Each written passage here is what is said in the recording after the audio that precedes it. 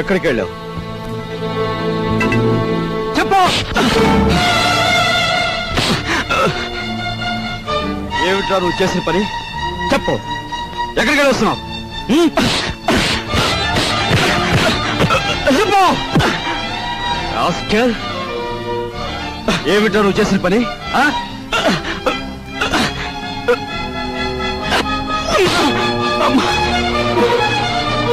చెప్పరా రాస్కెల్, చెప్పు. లేదురా నీకు? మీ నాన్నగారు పోయి పట్టుమని 10 రోజులు కాలేదు. ఏం చేశాడని వాడిని అలా కొడుతున్నావు? మీ నాన్నగారు ఏనాడైనా వీడిని ఇలా కొట్టడం చూసావా? వీడు చేసిన పనికి కొట్టడం కదమ్మా, చంపాలి. చంపి పాతేయాలి. ఏం చేశాడు అంత పెద్ద తప్పు? ఏం చేశాడా వీడు?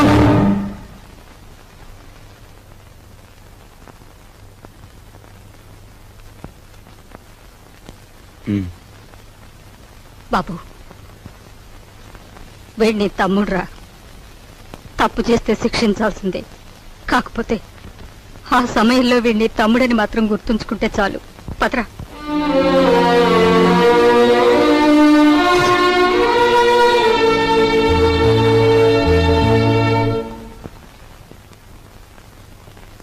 వాడెందుకు కుట్టాడో తెలుసమ్మా? చెప్పు.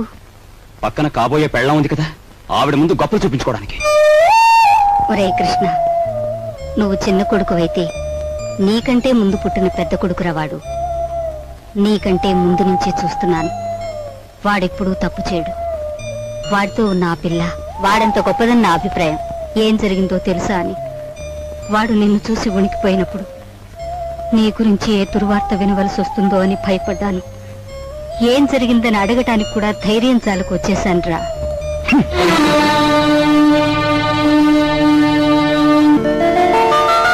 ఈమె నా చెల్లెలు ఇల్లు వదిలి వచ్చేసింది. మీ సేవా సాధనలో ఉందేమో. సారీ, ఇలాంటి అమ్మాయి ఎవరూ లేరు. వస్తానండి.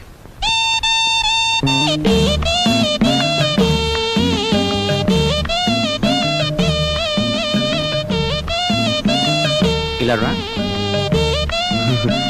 వస్తున్నా. నీ చూపులోని ఆకలి నాకు అర్థమైంది. నీకేది కావాలన్నా నేను ఉపయోగపడతాను, అలాగే నాకేది కావాలన్నా నువ్వు ఉపయోగపడాలి. ఇక్కడ ఫ్రెండ్షిప్ కి అది కండిషన్. ఓకే? రాజు, నువ్వేవి అనుకోనంటే ఈ డబ్బుతో నీ అప్పులన్నీ తీరిస్తే ఎలా ఉంటుంది? స్నేహితురాలుగా నేనేం చేయాలో, ఏం చేయగలను నాకేం అర్థం కావటం లేదు. నీ అభిమానం, ఆత్మబలం అండగా ఉంటే నాకంతే చాలు. పద. మంచి తరుణం మించిపోవును, ఆలోచించిన ఆశాభంగం. 8 రోజులు సైకిల్ తొక్కిన వారికి 8,000 రూపాయలు బహుమానం. 8 days 8,000. 8 రోజులు సైకిల్ తొక్కిన వారికి 8,000 రూపాయలు బహుమానం.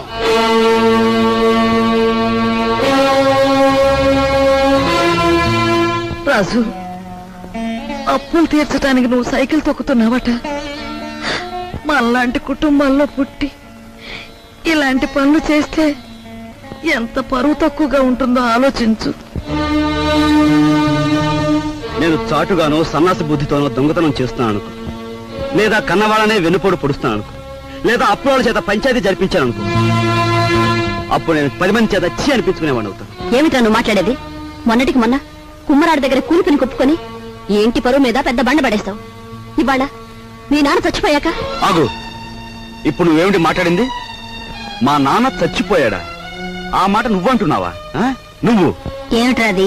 ఆవిడ అలా రెట్టిస్తున్నావు. మరి చూడమ్మా, నాయనమ్మా నాన్న చచ్చిపోయి అంటుంది, అత్తయ్య అంటుంది. అసలు నాన్న చచ్చిపోవడం ఏంటమ్మా? Non sense. నాన్న చచ్చిపోలేదు. నాన్న చచ్చిపోలేదు. మనందరం కలిసి ఆయన చంపేశాం. అవునమ్మా, నిర్దాక్షిణ్యంగా కాలు రాసి చంపేశాం. కొండంత మనిషిని చాదస్తితో కొందరు, స్వార్థంతో కొందరు, ఇలా అందరం కలిసి ఆయన చంపేశాం. ఏ చంపలేదా? ఒక్కసారి మీరందరూ గుండెల మీద చేతులు వేసుకుని ఆలోచించండి. ఆయన జీతం నెలకు 500 రూపాయలు, కేవలం 500 రూపాయలు. తాహతకు మించిన కోరికలు కోరి మనందరం కలిసి ఆయన చంపేశాం. He was successfully murdered by all his family members. నోరుంది కదా అని తప్పులు పడుతున్నారు. నేను చేస్తున్న ఈ పనిలో ఓ పవిత్రమైన ఆశయం ఉందే తప్ప ఇదేం పరువు పోయే పని కాదని నాకు బాగా తెలుసు. మీరు ఒప్పుకున్నా ఒప్పుకోకపోయినా ఈ పని నేను చేసే తీరు.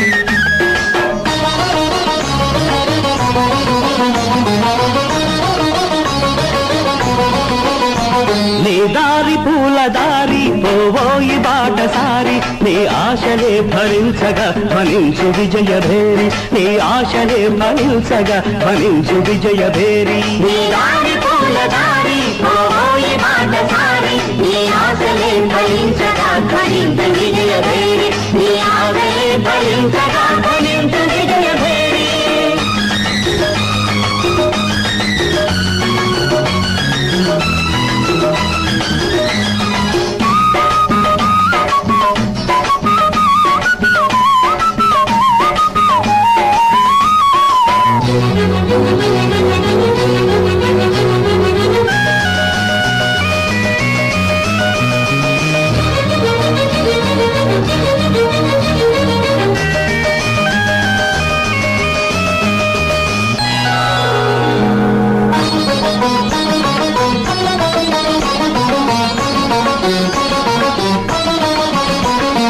ఆశయాలు గురిగా సాహసాలు సిరిగా సాగాలి జైత్రరథం అడిబడిగా మలుపులల్ని ఉన్నా గెలుపునేదిరన్నా సాధించు మనోరథం మనిషిగా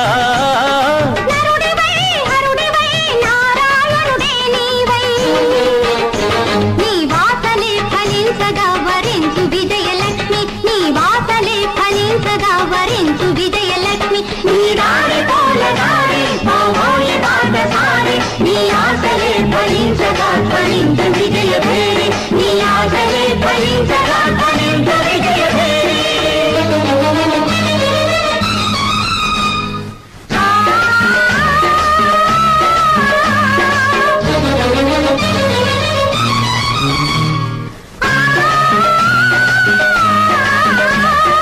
అయ్యప్ప స్వామియే శరణమయ్యప్ప అయ్యప్ప స్వామియే శరణమయ్యప్ప.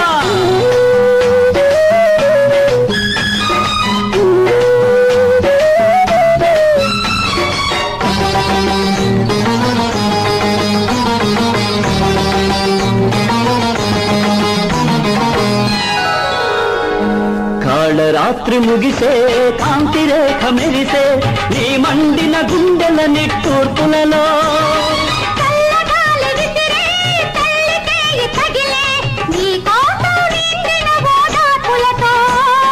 విజయమో విలయమో విధి విలాసమేదైనా నీ రక్తమే జ్వలించగా జయించు ఆత్మశక్తి నీ రక్తమే జ్వలించగా జయించు ఆత్మశక్తి. నీ దారి పూల దారి పోవోయి బాటసారి నీ ఆశలే ఫలించగా ధ్వనించు విజయభేరి నీ ఆశలే ఫలించగా ధ్వనించు విజయభేరి.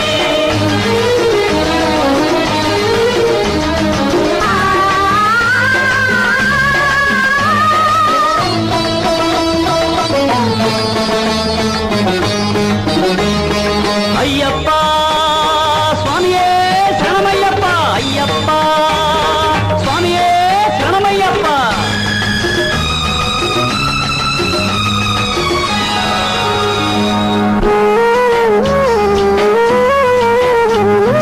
దిక్కులన్నీ కలిసే ఒకటి వెలసే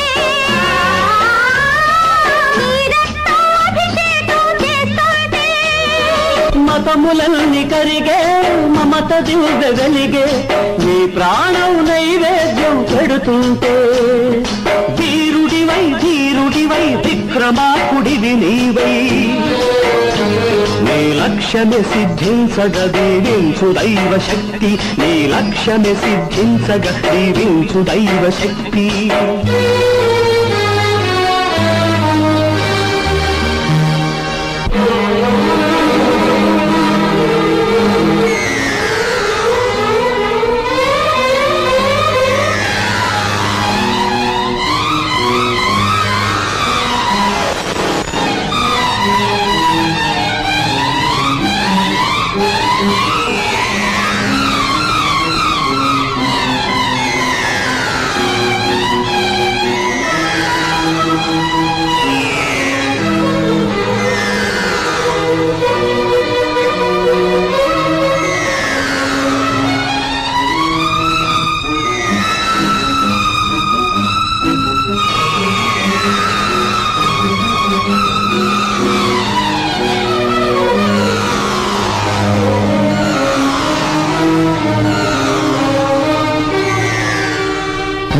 దారి పూలదారి పోయి బాటసారి నీ ఆశలే ఫలించగా ధ్వనించు విజయ భేరీ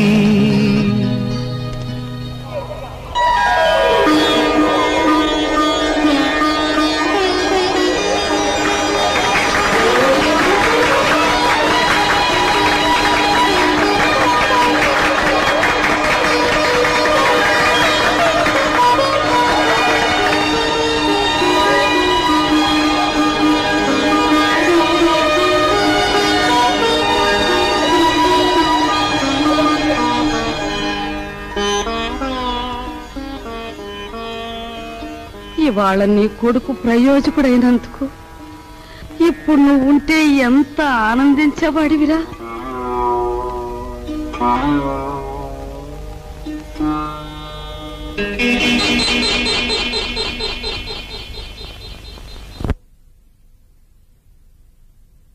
రాజుగాడి గదిలో దూరి డబ్బు కాచేద్దామంటే వాడు పడుకున్నాడో లేదో తెలియచావట్లేదు. పడుకున్నాడని దగ్గరికి వెళ్ళామనుకో వాడు బాంబుల పేర్లా పేల్తాడు. అసలు ఈ గొడవంతా దేనికి? నువ్వు మీ ముసల్దాన్ దగ్గరికి వెళ్ళి కుక్క పెట్టి ఒక ఏడుపేడు ఆవిడే కాచేసుకొచ్చి మనకిస్తుంది.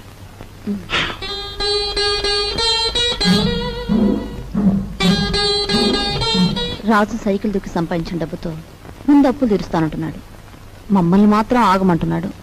వాడు సైకిల్ తొక్కుతానంటే మనం అందరం వాడిని కాదన్నాం. ఇప్పుడు ఆ డబ్బు మనం కావాలంటే ఏం బాగుంటుందమ్మా? అందుకే వాడి చేతుల నుంచి మనం తీసుకోము. మరి నువ్వు ఆ గదిలోకి వెళ్తావు, ఎవ్వరికీ అనుమానం ఉండదు. ఆ డబ్బు నువ్వు తెస్తావు.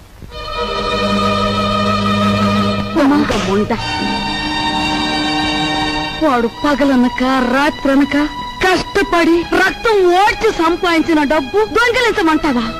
ఆలోచిస్తే నాకు ఇప్పుడు అర్థం అవుతుంది. నా కొడుకు డబ్బు కూడా నువ్వే కాజేశావు.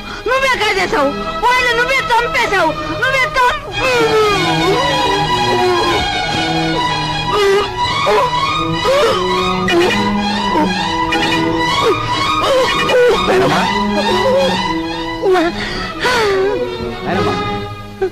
బాబు ఏమైందేనమ్మా? ఎందుకు కేకలు పెట్టావు? నాయనమ్మా ఏమైందేనమ్మా? ఏం లేదు బాబు, ఏదో పీడకలు వచ్చింది. మీ నాన్న గుర్తుకొచ్చాడయ్యా. సరే ఊరుకో.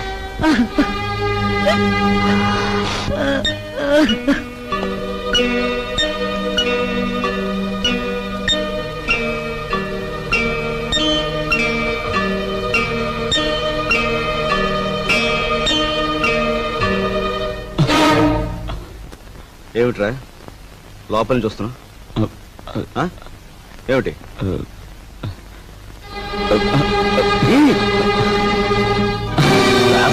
ఏమిటాడు చేసిన పని?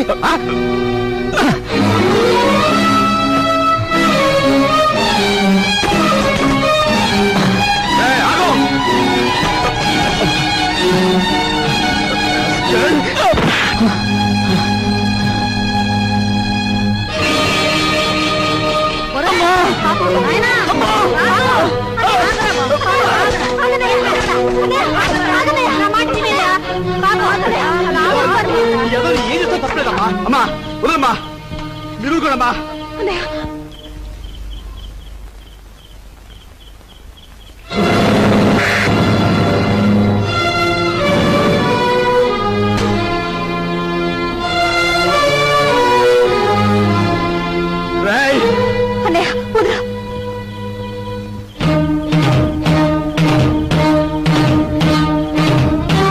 దుర్మార్గుడా, ఎంతకు తెగించావురా?